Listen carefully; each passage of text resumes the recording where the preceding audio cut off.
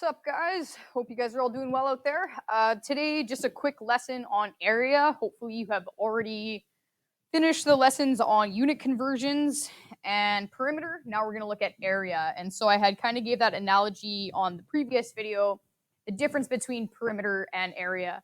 So perimeter is like the total length of your fence in your backyard, and area would be like the total amount of grass that would be inside of your yard, right? So area is the inside of an object.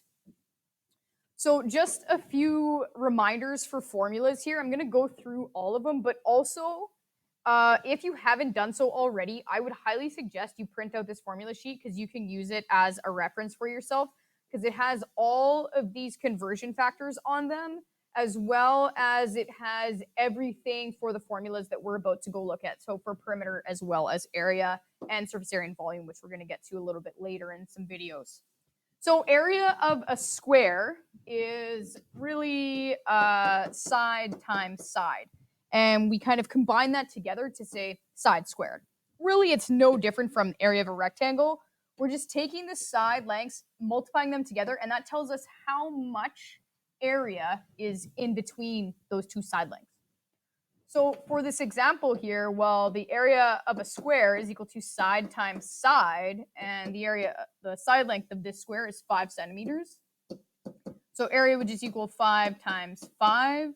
So area is equal to 25 centimeters squared. Now, when I'm doing my units for perimeter, they're in one dimension, right? So I just leave that as centimeters. But now, because I'm dealing with area, and area is a two-dimensional calculation, all of our units will have that little squared on them. Next shape is rectangles. Well, again, all we're doing is taking the side lengths and multiplying them together. So I would take the length, times it by the width, and that's going to tell me everything that can kind of be filled in there. So for this example, well, if this is a rectangle and the formula is area is length times width, generally we say the length is the longer side, so 12, and the width is 7, and all I need to do is multiply those together. So 12 times 7 is 84. My units is centimeters, and because we're getting that two-dimensional shape shaded in, it's going to be centimeters squared. A parallelogram is kind of just a rectangle that's been like squished.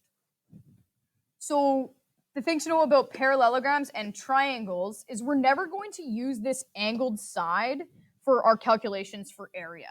We want to use vertical measurements. So for a parallelogram, we say its area is equal to base times height.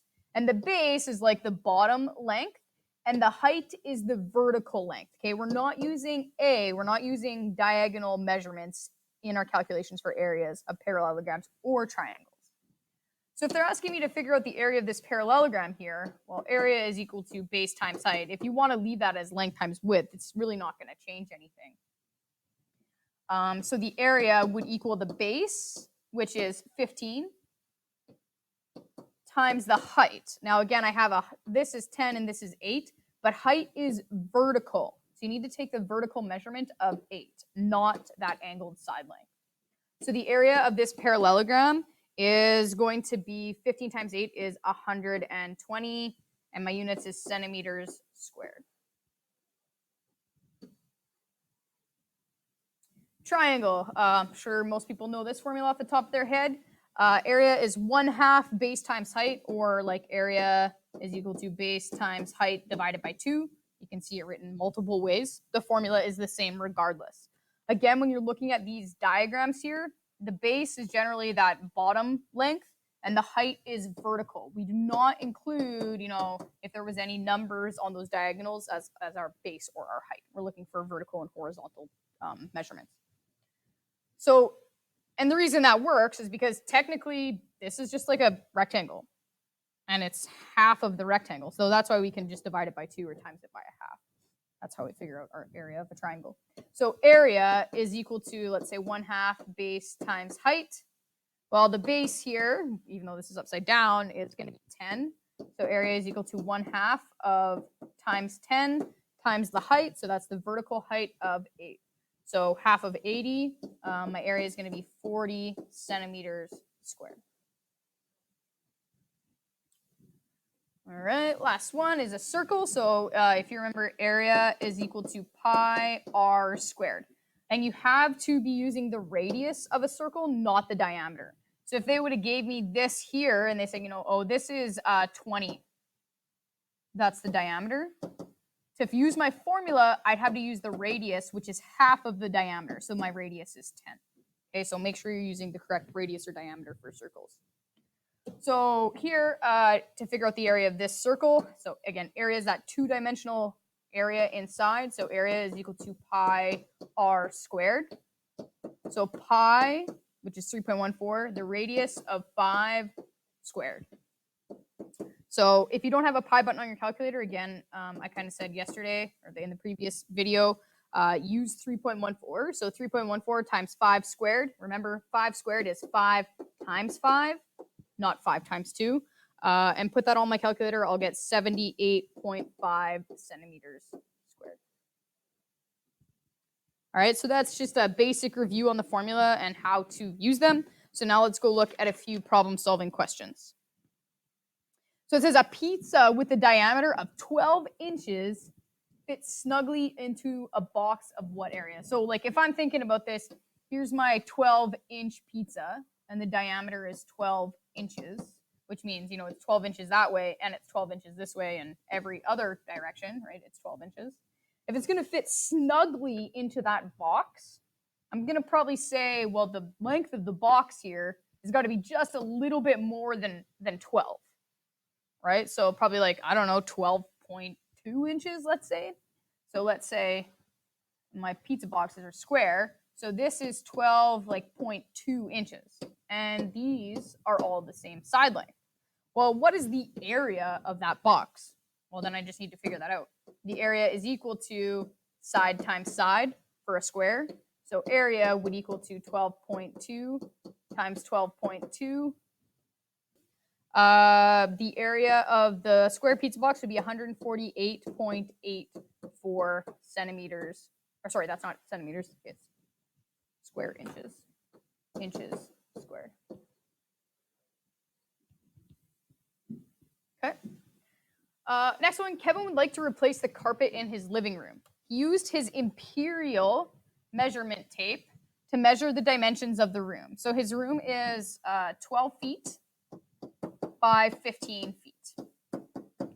And he went to the carpet store and he found out the price was $24. So the price of this carpet is $24.99 per 1 meter. And he can't order less than a full meter of carpet. So he measured it, but he had an imperial measurement, like a imperial measuring tape. So first thing you need to do, because my final thing down here is in meters, is I need to convert each of those to meters. And so if I go look back on my formula sheet, it says that in 1 foot is equal to 1 meter. So if I go look at my formula sheet, it says 1 meter is equal to 3.28 feet. So what I would do is take each of these, and just to go from feet to meters, divide by 3.28. So divide that by 3.28. The width would be about 12 feet, and divide it by 3.28. The width is going to be about 3.66 meters. And I do the same thing to the length. So divide that by 3.2. So that will help me go from, feet to meters. And so this is 4.57.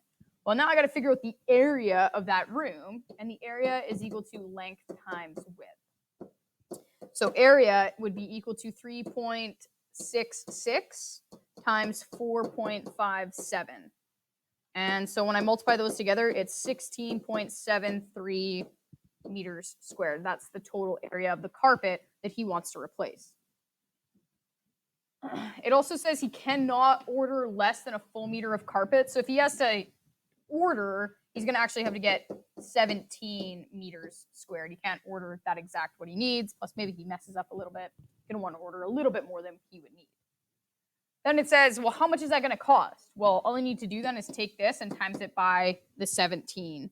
So $24.99 times 17 is going to give me $424.83. So that's how much it would cost to replace this carpet.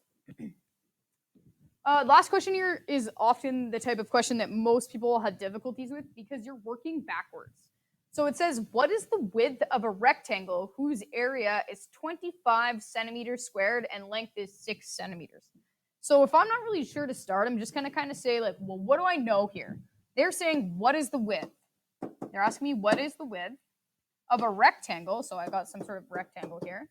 The area is equal to 25 centimeters squared, and the length is 6 centimeters. So what's the width? Well, then I can just use my area of a rectangle formula. Area is equal to length times width. So the area is 25. The length is 6, and we want to go figure out what the width is. And now you kind of have to remember your algebra. Well, this is 6 times W, and to undo that, to undo timesing by 6, we divide by 6. And this is an equality, so what we do to one side, we do to the other. So 25 divided by 6, the width would be about, let's say, 4.16, repeating, centimeters. Okay? If you're ever in that when it's like trying to find a missing dimension, you're trying to go find out what the other number could be to multiply by the given number to give you the given area. So kind of have to work backwards there. Okay, so hopefully that gives you enough that you can go through some questions on homework 5. Quite a bit of questions there, so take your time and double check your answers with my worked picture answers that I've uploaded, and then go do the quiz for area. Okay, thank you.